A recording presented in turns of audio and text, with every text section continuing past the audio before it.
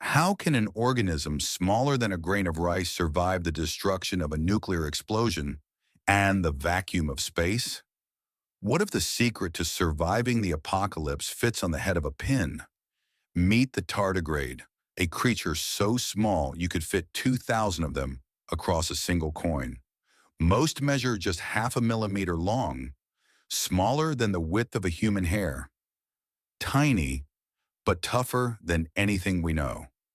Also known as the water bear, it's nature's ultimate survivor.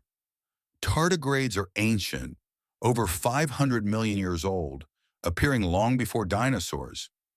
Their evolutionary path is still a mystery, but their resilience helped them survive every mass extinction Earth has ever faced. They've been found in volcanoes, frozen tundras, the deepest ocean trenches, and even on mountaintops. First described in 1773 by German zoologist Johann August Ephraim Goeze, tardigrades got their name from tardigratus, meaning slow walker. They're everywhere, in your backyard moss, your garden soil, even on your rooftop. Cute, but unstoppable. With tiny needle-like stylets, tardigrades pierce algae and moss cells, sucking out nutrients like microscopic vampires. Some even hunt other tiny animals, proving that toughness isn't their only talent. When food is scarce, tardigrades can simply shut down their metabolism and perform a trick called cryptobiosis. They curl into a dry capsule known as a tun. Some have been revived after over 30 years frozen solid and walked away like nothing happened. In 2007, European scientists sent tardigrades into space aboard the Photon M3 mission. They faced the vacuum, cosmic rays, and solar radiation. No spacesuits, no problem. They came back alive, making them the first animals to survive the harshness of space itself. Their secret? A combination of DNA repair, cryptobiosis, and a special protein called DSSUP, short for damage suppressor. DSSUP literally wraps around their DNA like bubble wrap for life itself, shielding it from radiation damage.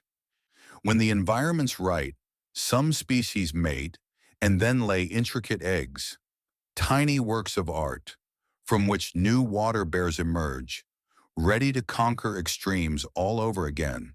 But certain tardigrades don't even need that. They can just clone themselves, meaning females produce eggs that develop without fertilization. But studying them isn't easy. They're microscopic, and recreating their wild habitats in a lab is incredibly complex. Scientists even debate the ethics of modifying other organisms with tardigrade genes. In 2016, scientists put tardigrade DSUP into human cells in the lab. The cells became up to 40% more resistant to X-rays. That means tardigrades have a genetic force field, and we've already seen it work in human DNA experiments. Where do we draw the line between study and playing nature's engineer?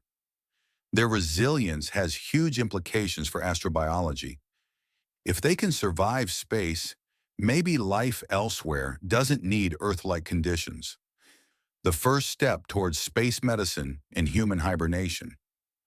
While we build bunkers and dream of Mars, tardigrades thrive where we last a second. Maybe they're a glimpse into life's future, resilient, adaptable, unstoppable. If you like videos like this, please subscribe and stay tuned for more.